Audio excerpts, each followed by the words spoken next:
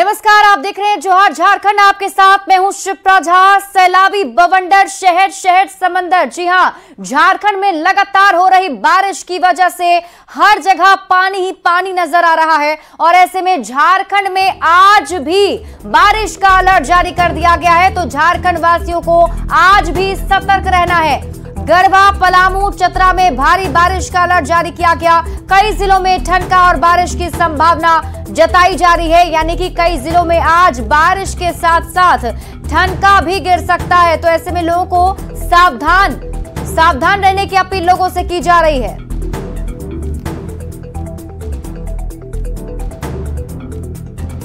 तो झारखंड में आज भी बारिश का अलर्ट जारी किया गया है और देखिए, गढ़वा, पलामू और चतरा ये तीन ऐसे जिले हैं जहां ज्यादा सावधानी बरतनी है। इसे लेकर अलर्ट जारी किया गया है और कई जिलों में ठनका गिरने की भी संभावना जताई जा रही है। वही देखिए, बोकारो के तीनों घाट डैम का 8 फाटक जिसे खोल दिया गया है। लगातार डैम में पानी का दबाव बढ़ता चला जा रहा है। तेनू घाट बांध प्रमंडल ने 8 गेट को खोलने का फैसला लिया है और इसके बाद लगातार 1 लाख क्यूसेक पानी का डिस्चार्ज इस डैम से हो रहा है, जिसकी वजह से दामोदर नदी उफान पर पहुंच चुकी है। डैम का 8 गेट खुलने से इसका नजारा भी काफी मनमोहक दिख रहा है। लोग इस नजारे को देखने के लिए डैम के किनारे भी पहुंच रहे हैं। लोगों को नदी किनारे आने से लेकिन मना किया गया है।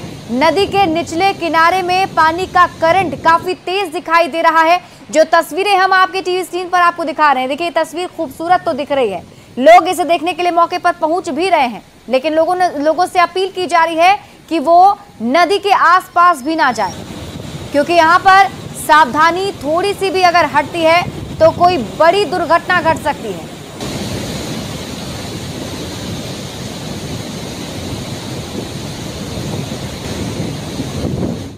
वहीं गुमला में हो रही लगातार बारिश ने तबाही मचा दी है। भारी बारिश के कारण बसिया, भरनो और बिशुनपुर प्रखंड में पुल का डायवर्जन बह गया है और कई कच्ची मिट्टी का घर भी ध्वस्त हो गए हैं। मूसलाधार बारिश में कोयल नदी का जलस्तर अचानक बढ़ गया, जिससे अब बाढ़ का खतरा सता रहा है।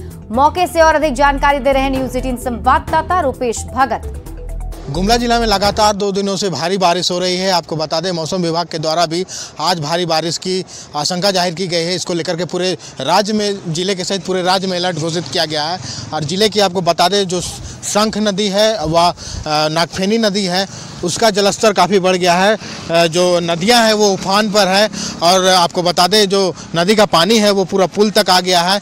और जिला प्रशासन के द्वारा भी लोगों को, जिले के जो लोग हैं उनको अलर्ट जारी करते हुए अनावश्यक रूप से घरों से नहीं निकलने की बात की गई है और पूरी तरह सतर्कता बरतने की बात की गई है। तार बारिश हो रही है, उसके वजह से घर में मतलब आसपास में प्रॉब्लम हो रहा है, प्लस पूरा पुल में पूरा पानी उनी भर गया है और पूरा क्या बोले, पुल का थोड़ा सा क्षति होने का डर है। लोग हैं उनका भी साफ कहना है कि जो नदी है वो लगातार 2 दिनों से बारिश के कारण उफान पर है और हादसा होने का डर है। हालांकि 2 दिनों से लगातार जो बारिश हो रही है उसको पूरे जिले की जो स्थिति है वो काफ़ी गंभीर बनी हुई है। रुपेश कुमार भगत, न्यूज 18 गुमला। और अगली तस्वीर आपको गिरिडीह से दिखाते हैं, जहां नदी के तेज धार में एक ट्रैक्टर फंस गया। मामला जिले के मटरुखा का है, जहां पिछले 2 दिनों से लगातार बारिश हो रही है। बारिश की वजह से जनजीवन अस्त व्यस्त हो गया है, लेकिन नदियों का जलस्तर बढ़ने के बाद भी अवैध बालू का उठाव नहीं रुका है। ऐसे में बालू उठाव करने के दौरान ही एक ट्रैक्टर बराकर नदी में फंस गया। तस्वीरें आप देखिए किस तरीके से ट्रैक्टर जो है नदी में फंसा हुआ नजर आ रहा है। गनीमत ये रही कि जलस्तर बढ़ता देख मजदूर और ड्राइवर किसी तरह ट्रैक्टर से बाहर निकल आते हैं, अपनी जान बचा लेते हैं।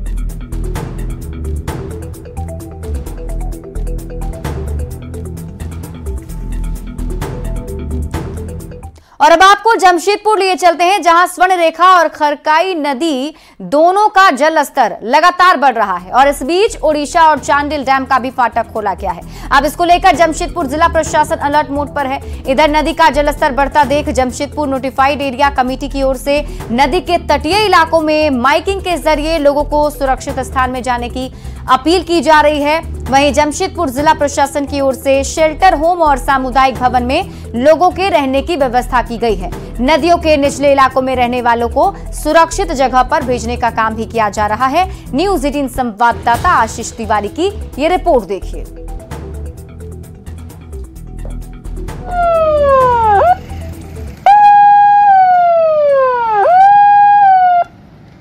चलो नदी से बाहर निकलिए। सायरन बज रहा है, आप सभी को अलर्ट किया जा रहा है। नदी के किनारे तट से हट जाइए। दोनों डैम का फाटक खोल दिया गया है। अचानक से जल स्तर बढ़ जाएगी नदी की। आपकी जान और माल की सुरक्षा के लिए आप सभी को सूचित किया जा रहा है, नदी किनारे से दूरी बनाकर रखें। जो भी है जैसे 48 घंटे से जो बारिश हो रही है, कभी भी बारिश जो तेज होती है और जो फाटक खुलने के बाद बहाव जो है ब्लॉक हो जाता है नदी में, जिसके कारण इस नदी जो किनारे तट में है वहां पर पानी अचानक से बढ़ जाती है और बस्ती में घुस जाती है। लोगों के जान माल की हानि हो सकती है।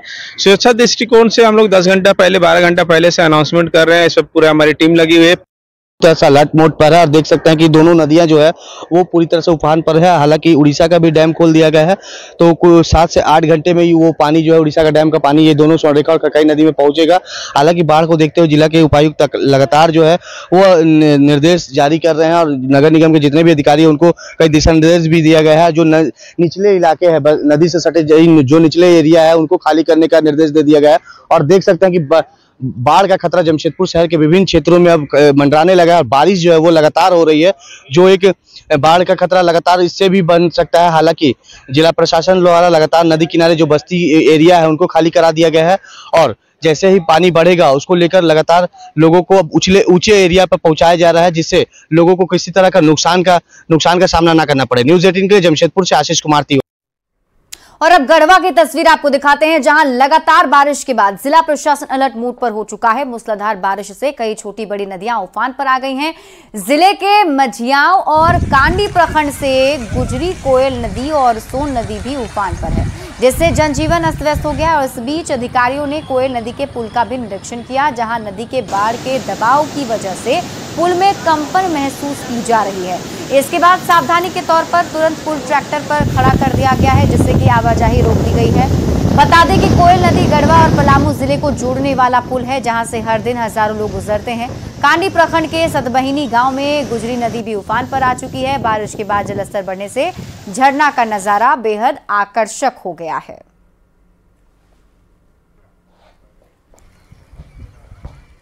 तो मानसून की लगातार हो रही बारिश से मौसम खुशनुमा हो गया है। बारिश ने राजधानी रांची के सबसे ऊंचे हुंड्रू फॉल की खूबसूरती में चार चांद लगा दिया है। हुंड्रू फॉल में स्वर्णरेखा नदी 322 फीट की ऊंचाई से गिरती है। स्वर्णरेखा नदी में आए बहाव और उफान से हुंड्रू फॉल का नजारा बेहद दिलकश होने के साथ साथ भयावह भी नजर आ रहा है। तो जोन्हा और सीता वाटरफॉल की खूबसूरती ने भी लोगों का मन मोह लिया है। तस्वीरें हम आपको दिखा रहे हैं। इस तस्वीर को देखकर आप अंदाज़ा लगा सकते हैं कितना खुशनुमा मौसम जो है वहाँ पर अभी बना हुआ है। और साथ ही साथ ये खूबसूरत तस्वीर, ये प्रकृति की खूबसूरती तो दर्शा रही है, लेकिन डरा भी रही है। 3 तस्वीरें आपके टीवी स्क्रीन पर आपको दिखा रहे हैं।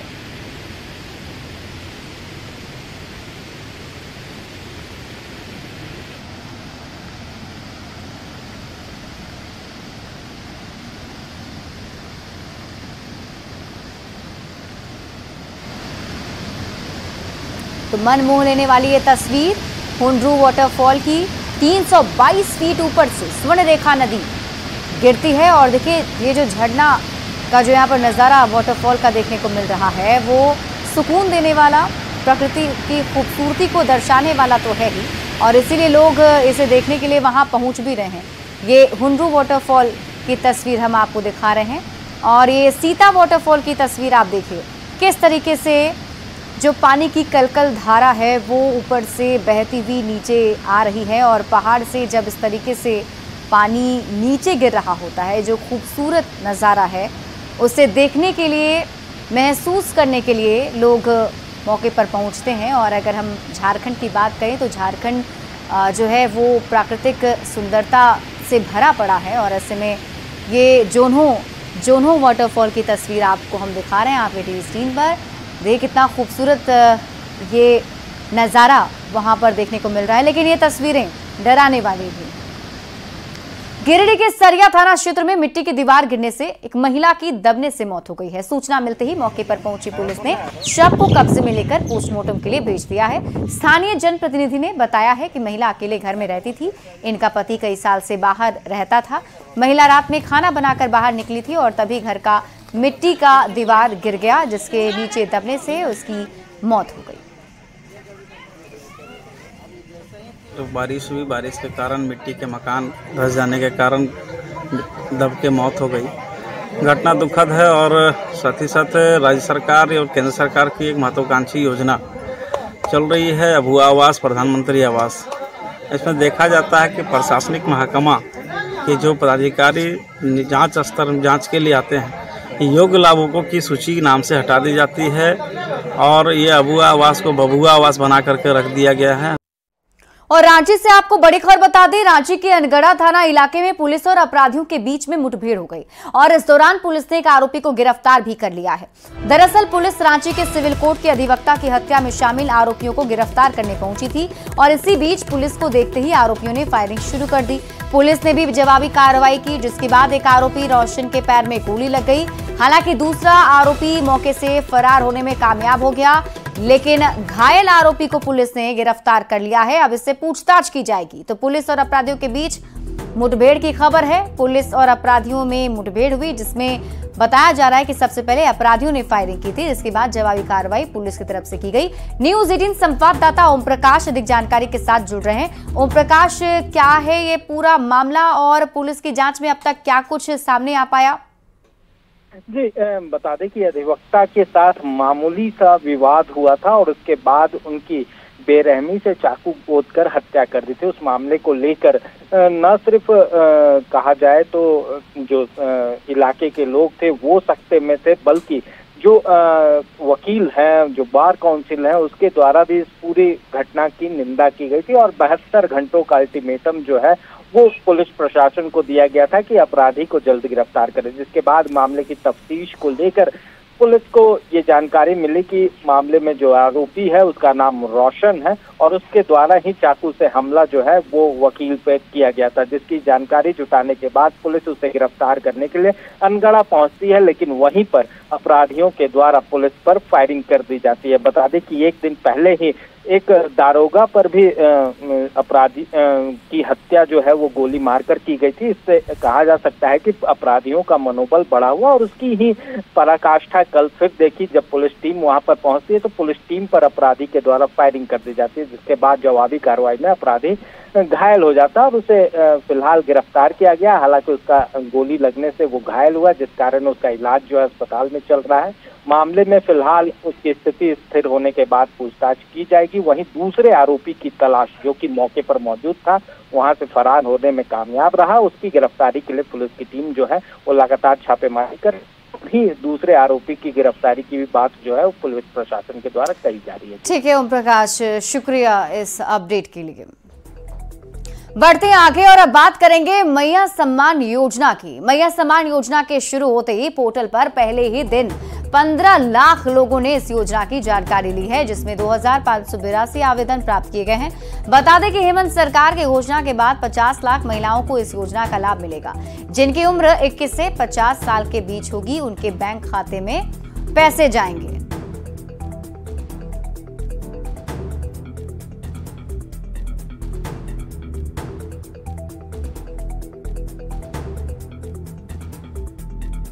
सबका फॉर्म भरा रहा है, उसमें जो क्राइटेरिया है फुलफिल करेंगे, सभी को मिलेगा। 21 साल से लेकर के 50 साल तक के की बहनों को मिलेगा। उसमें कहीं कोई दो मत नहीं है, किंतु परंतु की कोई बात नहीं है, झारखंड सरकार देगी।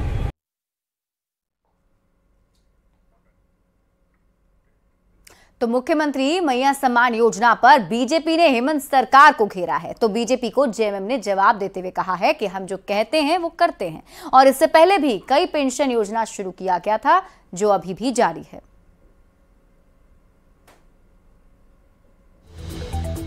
और देखिए अब इस पूरे मामले को लेकर विवाद एक तरफ बढ़ता चला जा रहा है, क्योंकि बीजेपी की तरफ से हमला बोला जा रहा है और ये कहा जा रहा है कि जो ये योजना लाई गई है वो सिर्फ चुनाव को देखते हुए लाई गई है। हालांकि वाद विवाद कहां तक बढ़ता है वो भी आपको अपडेट बताएंगे। इसी बीच रुक कर लेते हैं एक और बड़ी खबर की ओर। झारखंड में नॉन टैक्स पेयर को फ्री में बालू देने के ऐलान के बाद सियासत अब तेज हो गई है। जेएमएम, कांग्रेस और आरजेडी का ये कहना है कि हमें गरीबों की चिंता है और इसलिए हम गरीबों को फ्री में बालू देंगे। तो इस पर बीजेपी का कहना है कि हवा हवाई सरकार है और इस सरकार की कथनी और करनी में बहुत अंतर है। गरीब लोग हैं, जो नॉन टैक्स पेयर हैं, वो अपने जरूरत के हिसाब से बालू उठाएंगे, कोई पैसा नहीं लगेगा। यह हेमंत सोरेन का वादा है, झारखंड सरकार का वादा है। क्योंकि निम्न वर्गीय मध्यम वर्गीय परिवारों की चिंता भारतीय जनता पार्टी को है नहीं। निम्न वर्गीय मध्यम वर्गीय परिवारों के घरों पर बुलडोजर चलाने वाले ये लोग हैं। हमारी सरकार प्रतिबद्धता के साथ यह घोषणा की है कि जो निम्न वर्गीय मध्यम वर्गीय परिवार के लोग हैं, अगर उनको बालू की किल्लत है तो हम उनको फ्री में बालू देंगे ताकि वो अपना आसियां बना सकें। देखिए, हेमंत जी की कोई ऐसी घोषणा नहीं होती है जिस पर जनता विश्वास नहीं करती है। साहब, जनता बिल्कुल विश्वास करती है। बेरोजगारी भत्ता देने की बात कही थी ना, 5,000 रुपये ग्रेजुएट और पोस्ट ग्रेजुएट को 7,000 रुपये मिल ही गया। उसके बाद इन्होंने चूल्हा भत्ता में 1250 रुपये हर एक महिला को देने की बात कही थी 5 वर्ष पूर्व, वो भी सबको मिल गया। हर एक वर्ष 5 लाख नौकरियां देने की बात कही थी, वो भी मिल गया। और अब इन्होंने 25 रुपये प्रति लीटर पेट्रोल में गरीबों को सब्सिडी देने की बात कही थी, वो भी सबको मिल ही गया। तो जाहिर तौर पर उनकी जो बालू की घोषणा है वो भी सबको मिल ही जाएगा। देखिए, ऑन अ सीरियस नोट, ये हवा हवाई सरकार है, घोषणा भी सरकार है, सिर्फ घोषणा करना चाहती है और चुनाव को देखकर ये सरकार ताबड़तोड़ घोषणा कर रही है। और माननीय मुख्यमंत्री जी का यह सराहनीय कदम है, क्योंकि बालू के बगैर बहुत सारा काम रुका हुआ है और जो इनकम टैक्स पे ही नहीं है उनको ही बोल रहे हैं कि बालू देंगे, तो अच्छा कदम है, सराहनीय कदम है। जो इंदिरा आवास है और अभी मैया योजना जो चला रहे हैं उसके तहत जो योजना वो होना है तो उनको राहत मिलेगा, घर बनाएंगे अपना। भारतीय जनता पार्टी का तो लांछना लगाना काम ही है। और अब आपको इस योजना की जानकारी देते हैं और बताते हैं कि आखिर ये योजना क्या है जिस पर इतनी सियासत शुरू हो गई है। तो इस योजना को समझने के लिए सबसे पहले आपको इसके बारे में ये जानना होगा कि मॉनसून सत्र में हेमंत सरकार ने इसका ऐलान किया था, जिसके मुताबिक सभी नॉन टैक्स पेयर को सरकार मुफ्त बालू देगी। मतलब ये कि जो नॉन टैक्स पेयर हैं उन्हें मुफ्त में बालू मिलेगा। घोषणा खुद झारखंड के सीएम हेमंत सोरेन ने की थी। दरअसल प्रदेश में बालू की किल्लत की वजह से बालू की कीमत आसमान छू रही है। तो ऐसे में जो गरीब परिवार के लोग हैं उनको घर बनाने में परेशानी होती है, उनके पास उतना पैसा नहीं है कि वो बालू खरीद सके। तो अबुआ आवास के तहत घर बनाना महंगा पड़ता है। तो इसके लिए अब ये बड़ा ऐलान किया गया है। लोगों को काफी महंगी कीमत पर इससे पहले बालू मिल रही है, तो इसलिए नॉन टैक्स पेयर को सरकार अब मुफ्त में बालू देने का ऐलान कर चुकी है। यानी कि जो लोग टैक्स नहीं पे करते हैं उन्हें मुफ्त में बालू दिया जाएगा। बढ़ते आगे और अब बात अगली खबर की। चाईबासा का मंगला हाट बाजार अपने सबसे बुरे दौर से गुजर रहा है। बाजार में गंदगी का अंबार लगा हुआ है, जिससे लोगों को आने जाने में परेशानी का सामना करना पड़ रहा है। लोगों का कहना है कि नगर निगम के लोग कचरा नहीं उठाते हैं, जिससे स्थिति और बद से बदतर होती जा रही है। गंदगी की वजह से मुश्किलों का सामना कर रहे लोगों से बात की है न्यूज़ 18 संवाददाता रुपेश प्रधान ने। मैं अभी पश्चिमी सिंहभूम के जिला मुख्यालय चाईबासा में जिला का ये सबसे बड़ा जो बाजार है मंगला हाट वहां मौजूद, और ये लाखों का राजस्व देने वाले इस बाजार की साफ सफाई की क्या स्थिति है और अभी बरसात में नगर परिषद इस साफ सफाई के लिए क्या कर रहा है, इसका पोल खोलता हुआ नजर आ रहा है। आप देख सकते हैं यहाँ पर देखिए चारों ओर बाजार है, लेकिन यहाँ के साफ सफाई की व्यवस्था देखिए। ये मुर्गा का दुकान है और उसके बगल में आप देखिए कितना कचरा कादो कीचड़ फैला हुआ है। सफाई की क्या स्थिति है? देखिए, साफ सफाई तो होता है लेकिन उस तरह का नहीं होता। आप देख रहे हैं नजर से, ठीक है। बरसात का मौसम तो देखिए नली नहीं है, रोड में पानी जा रहा है, इधर से कट रहा है पूरा। नली में बैठे हम लोग। बस कितने दिनों में जैसे कचरा अगल बगल से उठाया जाता है? 15 दिन महीना दिन ऐसा होता है। बहुत कचरा होता है बाजार में, आप लोग देखिए इतना भरा उतना कीचड़ मारना जाना हम लोग करते हैं, बहुत मुश्किल से दुकान लगाते हैं। मेरा रोटी दुकान है यहाँ पर, सबसे बड़ा कचरा वहाँ पड़ी है, ठीक है। महीना में एक आध बार उठता है, वो आधा उठता आधा रह जाता है सर, उसमें फिर कचरा जमा हो जाता है। एक आध बार उठता है, एक बार ही कचरा उठता है। हम लोग यहाँ बाजार का कुली हम लोग 10 साल से ही कर रहे हैं, बहुत पहले से। जब से भी हम लोग काम करते हैं यहाँ, जब जाते हैं यहाँ कचरा जमा रहता है, और ये 1-1.5 महीना नहीं लगता है, बहुत खराब लगता है। हम लोग खाली पाँव चलते हैं। भी बोलते साफ सफाई करने के लिए बोलते तो साफ जमा करके चल जाता है, और जितने बदल जाता है बस्ती बगल में बस्ती है, थोड़ा बहुत तो उधर से ले जा रहा है तो चला कभी फैलने का। हाँ भाई, आप देख रहे हैं यहाँ स्थिति ये है। और यहाँ पर कितने दिनों बाद यहाँ के दुकानदार जैसे बता रहे हैं कि महीने में 1-2 बार कचरा को उठाया जाता है, और उसमें भी आधा छोड़ दिया जाता है और आधा उठाया जाता है।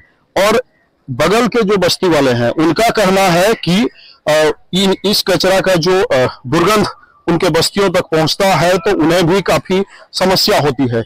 रुपेश प्रधान, न्यूज़ 18, चाईबासा। जामताड़ा के कुंडहित प्रखंड में जाति प्रमाण पत्र न मिलने से कई ग्रामीणों को सरकारी योजना का लाभ नहीं मिल पा रहा है। मामला गाय पाथर पंचायत का है। ग्रामीणों का कहना है कि उन्हें उनकी जाति प्रमाण पत्र नहीं मिली है, जिसकी वजह से वो योजनाओं का लाभ नहीं उठा पा रहे हैं। ऐसे में गुस्साए ग्रामीणों ने शासन प्रशासन के खिलाफ जमकर नारेबाजी की।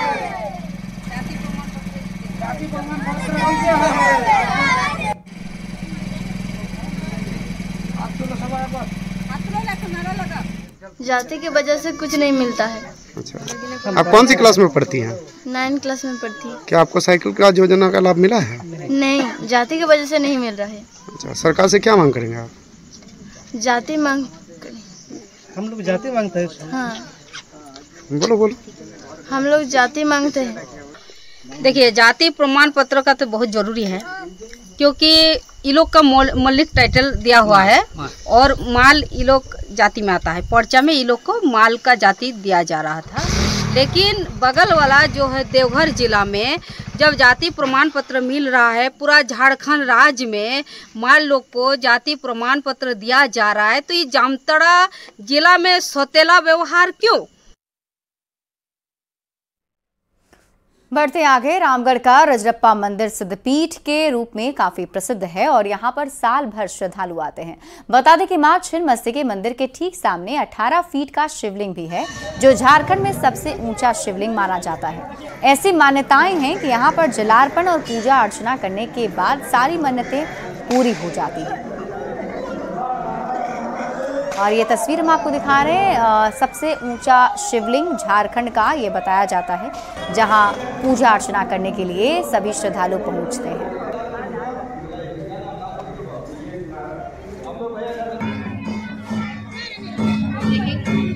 और फिलहाल इस बुलेटिन में अभी के लिए बस इतना ही। आप देखते रहिए न्यूज़ 18 बिहार झारखंड।